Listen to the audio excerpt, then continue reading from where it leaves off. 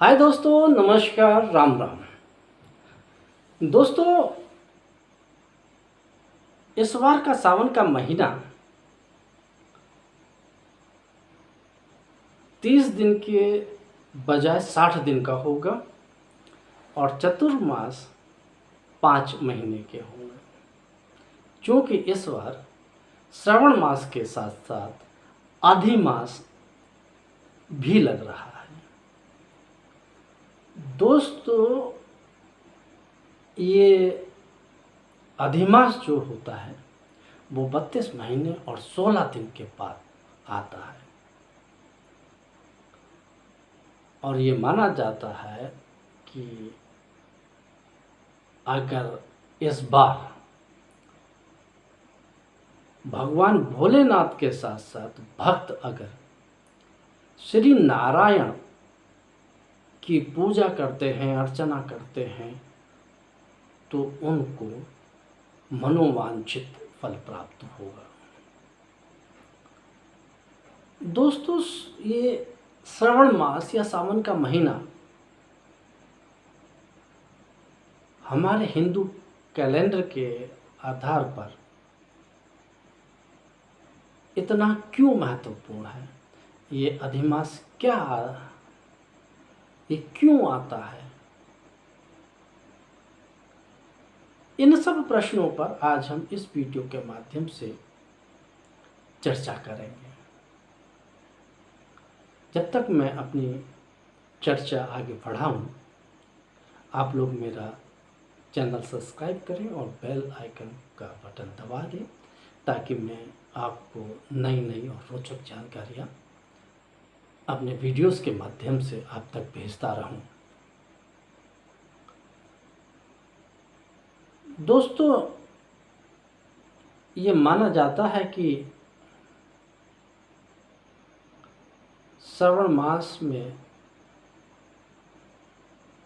भगवान भोले शंकर की भक्तगण पूजा करते हैं, आराधना करते हैं, जिससे उन्हें मनोवांछित फल प्राप्त होता है। क्योंकि इस बार श्रावण मास के साथ साथ अधिमास भी लग रहा है, तो ये एक विशेष संयोग बन के आया है। तो ये अधिमास क्या है, श्रावण मास की महत्वता क्यों है, इसके लिए हमें पहले जो हमारा सनातन हिंदू धर्म का कैलेंडर है उसके बारे में एक निगाह डाल लेना आवश्यक है कि हमारे सनातन ऋषि मुनि जो समय की माप करते थे, गणना करते थे, वो किस प्रकार से करते थे। मैं आज कोई भी तुलनात्मक बात नहीं करूँगा कि हिंदी महीने इसलिए रखे गए या अंग्रेजी महीनों में ये नाम कब आए, कैसे आए। इस प्रकार की मैं आज कोई चर्चा नहीं करूँगा, क्योंकि सबसे पुण्य जो हमारा महीना है सावन का, मैं आज अपनी बात को उसी पर केंद्रित करूँगा। तो हमारे जो सनातन ऋषि मुनि थे, उन्होंने समय को मापने के लिए सूर्य की गति और चंद्रमा की गति को आधार बनाया।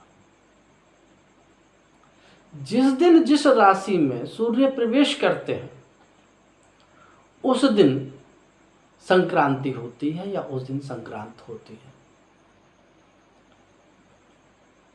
और चंद्रमा जिस पूर्णिमा को जिस नक्षत्र में प्रवेश करता है उसी नक्षत्र के आधार पर उस महीने का नाम रखा गया। तो दोस्तों, चूंकि ये जो 12 महीने हैं ये 12 सौर राशियां हैं।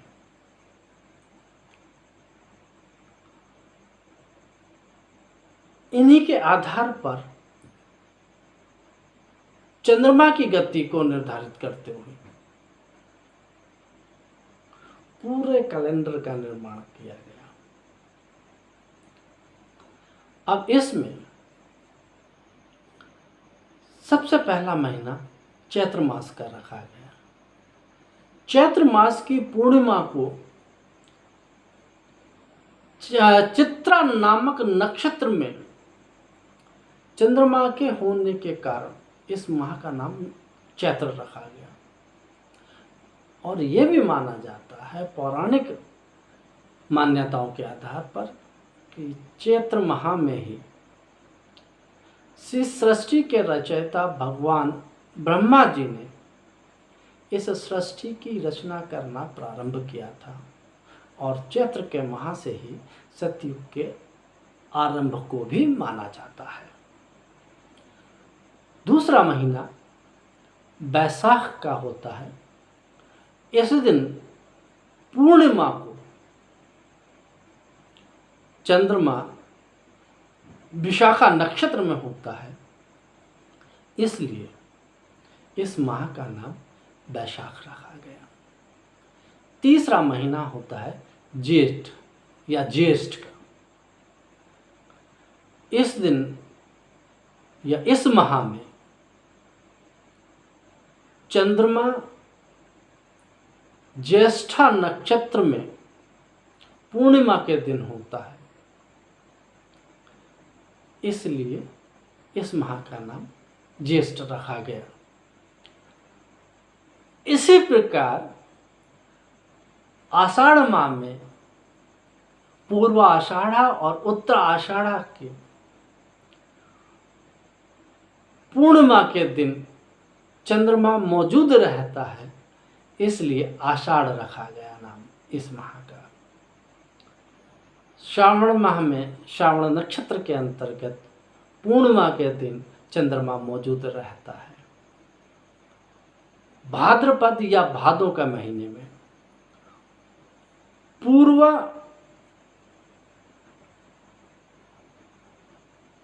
भाद्रपद में ये जो नक्षत्र होता है पूर्वा भाद्रपद, इसमें पूर्णिमा के दिन चंद्रमा मौजूद रहता है।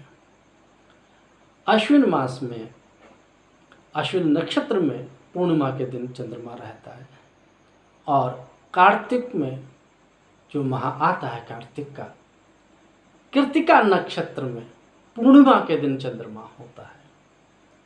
मार्गशीर्ष या जिसे हम लोग अगहन कहते हैं हिंदी के कैलेंडर में, इस दिन मृगशिरा नक्षत्र में पूर्णिमा के दिन चंद्रमा होता है।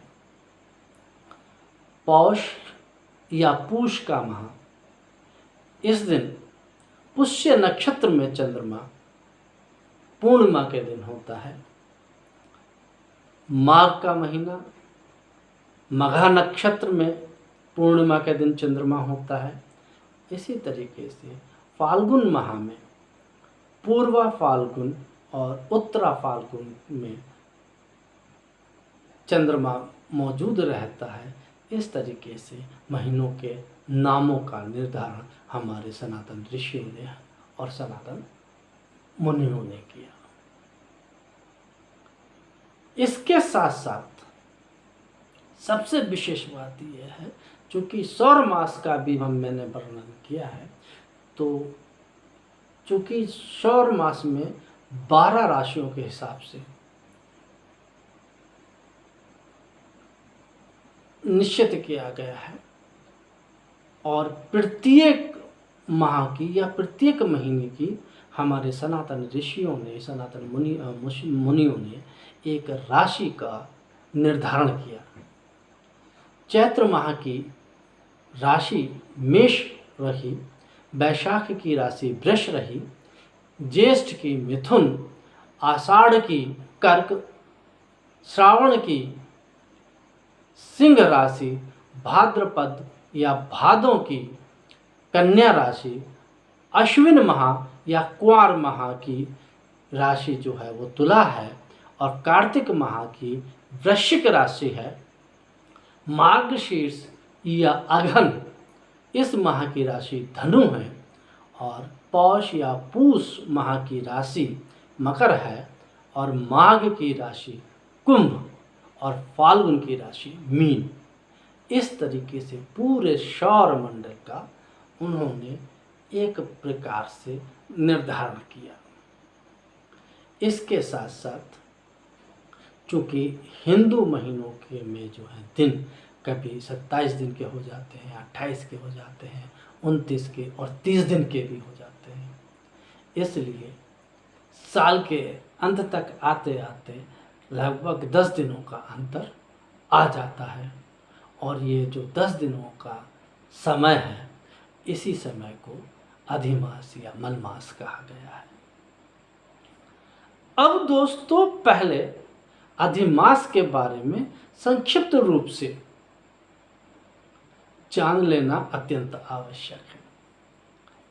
हमारे सनातन मान्यताओं के आधार पर भारतीय ऋषियों ने, भारतीय मुनियों ने अपनी गणना पद्धति के आधार पर प्रत्येक महीने का अधिवार या प्रत्येक माह का अधिवार एक देवता को निश्चित किया। इसी तरीके से चंद्रमास और सौर मास के बीच के संतुलन बनाने के लिए जब अधिमास का प्राकट्य हुआ तो इस अधिमास के भार को लेने के लिए कोई भी देवता राजी नहीं हुए। ऐसी स्थिति में हमारे ऋषि मुनियों ने श्री नारायण भगवान विष्णु से आग्रह किया कि वो इस माह का अधिभार ग्रहण करें और श्री हरि नारायण विष्णु ने इस अधिमास का भार ग्रहण किया। तो इस अधिमास को हमारे ऋषि मुनियों ने एक नया नाम दिया जिसे कहते हैं पुरुषोत्तम मास।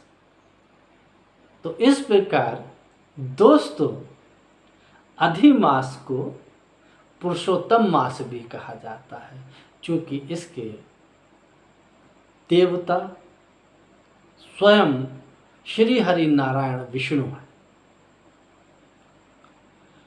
दोस्तों, अब श्रवण माह पर भी एक संक्षिप्त चर्चा करते हैं क्योंकि इस बार का जो श्रवण माह है वो एक विशेष संयोग लेकर आया है, एक विशेष योग लेकर आया है। और वैसे भी हिंदू कैलेंडर में श्रवण मास अपनी अलग महत्वता रखता है। दोस्तों, श्रवण मास का जो है वो भगवान शिव शंकर के लिए अत्यंत प्रिय माना जाता है। इसलिए कहा जाता है कि जो श्रवण मास में भगवान भोलेनाथ की पूजा करेगा उसको अपना मनोवांछित फल प्राप्त होगा। चूंकि हमारे सनातन ऋषियों ने, हमारे सनातन मुनियों ने तिथियों की गणना की है, वो इतनी अकाट्य है और इतनी शाश्वत है आज भी कि आज तक जिस तिथि को, जिस माह को, जिस हिसाब से गणना के आधार पर उन्होंने निर्धारित किया, आज तक वो उसी प्रकार से चलती आ रही है। ये हमारे ऋषि मुनियों का एक खगोलीय अध्ययन का अंश कहा जा सकता है। उनको ये कहा जा सकता है कि हमारे ऋषि, हमारे मुनियों को